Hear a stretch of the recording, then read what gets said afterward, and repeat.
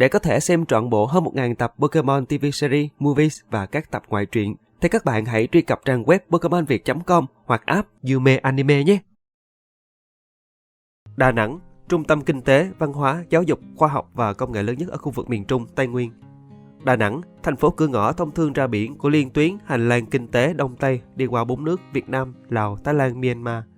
Đà Nẵng, chiếc cầu nối trung tâm của chuyến du lịch hành trình di sản với các di sản văn hóa nổi tiếng như quần thể di tích kiến trúc cổ đô Huế, đô thị cổ Hội An, khu đền tháp Thánh Địa Mỹ Sơn.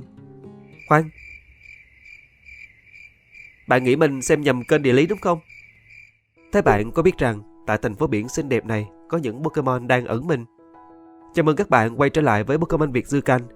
Trong loạt video khởi nguyên thần thoại hôm nay, Pokemon Việt sẽ kể cho bạn nghe về nguồn gốc một gia đình Pokemon hệ nước nổi tiếng nhất nhì trong thế giới Pokemon. Các bạn đã chuẩn bị hành lý và sẵn sàng bóng chứa chưa? Có nhiều Pokemon để bạn có thể thu phục đấy nhé. Nào, đi thôi!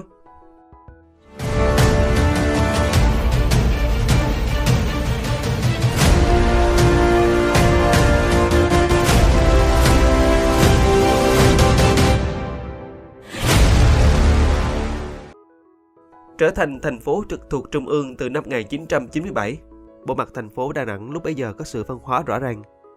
Nếu bờ Tây sông Hàn đang trên đà phát triển với hai quận trung tâm quận Nhất, quận Nhì, nay lần lượt là các quận Hải Châu và Thanh Khê, thì quận 3 ở bên kia bờ Đông lại thụt lùi hơn nhiều. Có thể bạn chưa biết, người dân Đà Thành từng truyền tai nhau câu con gái quận 3 không bằng bà già quận Nhất, ám chỉ chính sự phân hóa này. Những năm ấy, nếu muốn đi từ bờ bên này sang bờ bên kia, người dân chỉ có một cách duy nhất là đi phà. Chính điều này đã gây nên nhiều sự bất tiện và cản trở sự phát triển đồng bộ cơ sở hạ tầng kinh tế của thành phố. Nhận thấy được sự bất cập đó, những nhà lãnh đạo thành phố bây giờ, đứng đầu là bác Nguyễn Bá Thanh, đã chủ trương xây cầu bắc qua sông Hàn, tạo điều kiện phát triển đôi bờ. Nhân dân thành phố cũng vô cùng ủng hộ quyết định này, nên ra sức ra của góp với Trung ương xây dựng cây cầu đầu tiên qua sông. Cây cầu này nay được biết đến với tên gọi cầu quay sông Hàn, được xây dựng ở đoạn hẹp nhất của lòng sông với mục đích tiết kiệm sức dân sức của. Tuy nhiên đến nay, đây vẫn là cây cầu duy nhất ở khu vực Đông Nam Á có thể xoay ngang 90 độ để tàu thuyền có thể ra vào cảng sông Hàn. Nay, khi vai trò của cảng sông đã được thay thế bằng cảng biển quốc tế Tiên Sa, cây cầu vẫn miệt mài quay vào những ngày cuối tuần nhằm phục vụ những du khách muốn chứng kiến cảnh tượng đặc sắc này. Cầu quay sông Hàn đã, đang và vẫn sẽ là biểu tượng của ý đảng, lòng dân thành phố. Song, cây cầu vẫn chưa phải đối tượng trung tâm trong video hôm nay, mà cầu quay chỉ là bước mở đầu thúc đẩy sự phát triển cơ sở hạ tầng của thành phố những năm đầu thế kỷ 21. Bởi lẽ, sau cây cầu ấy, những cây cầu khác cũng lần lượt được xây dựng nhằm những mục tiêu phát triển khác nhau, góp phần thay đổi bộ mặt thành phố, với mục đích tạo ra tuyến đường ngắn nhất đi từ cảng hàng không quốc tế Đà Nẵng đến bãi biển Mỹ Khê. Bãi biển được tạp chí kinh tế Mỹ Forbes bình chọn là một trong những bãi biển quyến rũ nhất hành tinh vào năm 2005. Một cây cầu có thiết kế độc đáo đã được xây dựng, cầu rồng bên cạnh tượng cá chép. Tượng cá chép trong tư thế nhảy lên khỏi mặt sông, miệng ngậm một viên ngọc hướng về cây cầu hình rồng. Cầu rồng có đầu hướng về phía đông, đuôi thẳng về tây. Thiết kế này mang trong mình nhiều tầng ý nghĩa. Trong phong thủy, rồng hay thanh long là một trong tứ thánh thú, được xem là linh thú bảo hộ phía đông. Còn xét về địa lý, bờ đông sông Hàn nhìn ra những bãi biển du lịch đẹp nhất thành phố. Hình tượng hóa rồng bay ra biển lớn, ám chỉ định hướng chú trọng phát triển kinh tế du lịch biển từ những năm 2010 của thành phố. Nhắc đến hình ảnh cá chép và rồng, bạn liên tưởng đến Pokemon nào? Khôi Kin và Gyarados đúng chứ? Trên thực tế, Khôi Kin được thiết kế dựa trên hình tượng của loài cá chép châu Á. Trong văn hóa phong kiến các nước chịu sự ảnh hưởng từ Trung Hoa, dân gian truyền tai nhau từ đời này sang đời khác. Một câu chuyện dân gian về loài cá này, truyện kể rằng ngày xưa, khi trời đất mới hình thành, chính trời làm ra mưa gió. Nhờ vậy mà trái đất bắt đầu có nước. Nước từ mưa tạo thành suối, sông, biển và những sinh vật sống trong nước được trời tạo ra đầu tiên. Đó chính là nguồn phát sinh ra mọi thứ. Sau vì bận bịu tạo ra vạn vật trên thế gian, nên trời không làm mưa gió thường xuyên nữa, khiến dân gian hạn hán, lâm cảnh lầm than. Thấy vậy, trời sai rồng, một con vật ở cõi trời, bay lượn ở trên không và phun nước xuống trần gian làm ra mưa. Nhưng vì số rồng trên trời có hạn, mà thế gian lại bao la, không đủ làm mưa cho đều khắp mọi nơi, trời mới đặt ra một kỳ thi kén chọn các con vật lên làm rồng, gọi là thi rồng. Khi chiếu chỉ của trời ban xuống thủy cung, vua Thủy Tề, vị vua trông coi các công việc ở dưới nước, loan báo cho tất cả các giống thùy quái. Chúng tranh nhau đi thi. Cuộc thi gồm 3 kỳ, mỗi kỳ phải vượt qua một cổng vũ môn. Để dễ hiểu, vũ là mưa, môn là cổng. Vũ môn chỉ cái cổng từ mưa gió mà thành. Bất kể con vật nào đủ sức, đủ tài, vượt qua cả 3 cổng vũ môn mới đủ tư cách hóa rồng. Trong một tháng liền tranh đua quyết liệt, có con Doroad đã vượt qua được cổng đầu tiên. Thân nó đã lớn dần, trâu cũng lớn hơn. Dần đến cổng thứ 2 thì rơi mất, nên Doroad mới tiến hóa thành hình dạng Namazun như bây giờ. Cũng có con Udepo vượt qua cổng đầu tiên, thân bắt đầu lớn, trâu bắt đầu dài.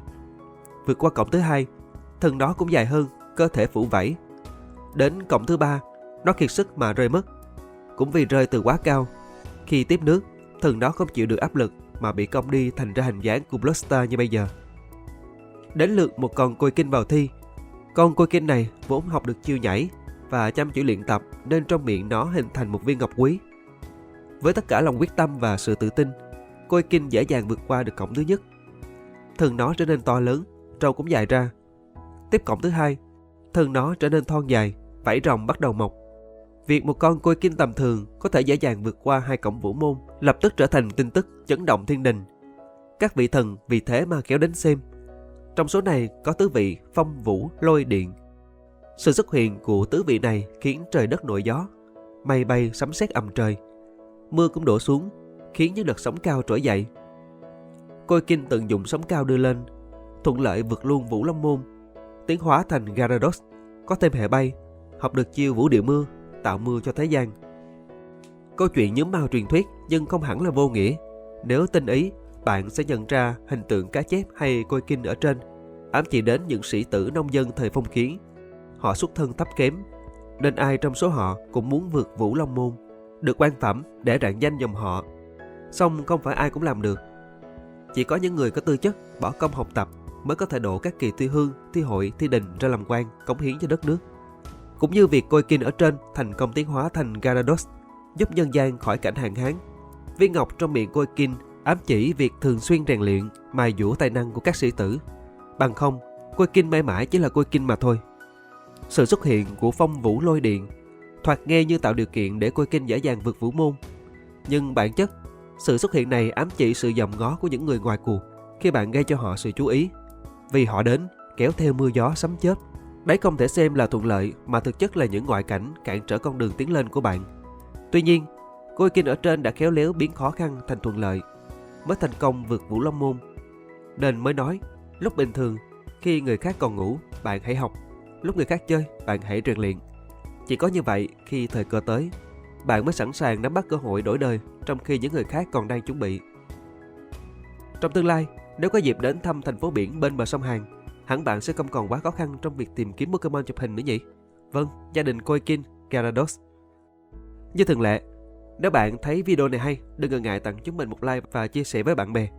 Nếu bạn có bất kỳ góp ý nào dành cho chúng mình, hãy chia sẻ ý kiến của bạn ở phần bình luận bên dưới để chúng mình được biết. Cũng đừng quên bấm đăng ký kênh và bật chuông thông báo để không bỏ lỡ những video tiếp theo của Pokemon Việt Dư-Can trong tương lai. Ê, đi đâu mà vội mà vàng, có câu bình luận có ngày được gọi tên. Chào mừng các bạn đến với chuyên mục giao lưu cùng Pokemon Việt ở cuối mỗi video, nơi chúng mình sẽ trả lời những câu hỏi của các bạn. Đầu tiên rất xin lỗi các bạn vì thời gian gần đây chúng mình đã không thể hiện phần giao lưu cuối mỗi video. Một phần vì thời gian qua nhóm đang có sự xáo trộn nhẹ trong công việc. Một phần khác là do gần đây chưa có những câu hỏi thực sự hay để chúng mình có thể trả lời. Nhưng không sao, trong phần giao lưu ngày hôm nay, chúng mình rất hân hoan thông báo các bạn một vài tin vui như sau. Thứ nhất, Pokemon Dư-Can sẽ có thêm loạt video phân tích sức mạnh các Pokemon trong chiến đấu. Đây là dự án hợp tác giữa Pokemon Việt và xưởng vẽ Smeagol đầu xuân năm mới. Chúng sẽ sớm được lên sóng. Mong các bạn sẽ ủng hộ nhiệt tình trong loạt video này. Đặc biệt là những bạn đang có mong muốn trở thành những nhà huấn luyện thực thụ. Thông qua chúng sẽ có thể tham khảo thêm nhé. Thứ hai, loạt tóm tắt sẽ trở lại, có thể giai đoạn giữa năm nay. Nhưng không phải tóm tắt anime nhé. Cuối cùng, bạn Khánh Duy Nguyễn có hỏi: anh cho em biết Agoyon của Satoshi có những tuyệt kỹ Z gì vậy ạ? Mong em được lên TV, em cảm ơn. Trước hết, chúc mừng Khánh Duy là bạn may mắn mở màn năm nay. Hiện tại Agoyon của Satoshi đang có những chiêu thức như sau: Điện 10 vạn volt, kéo chữ X, bom bùng bánh và long ba động.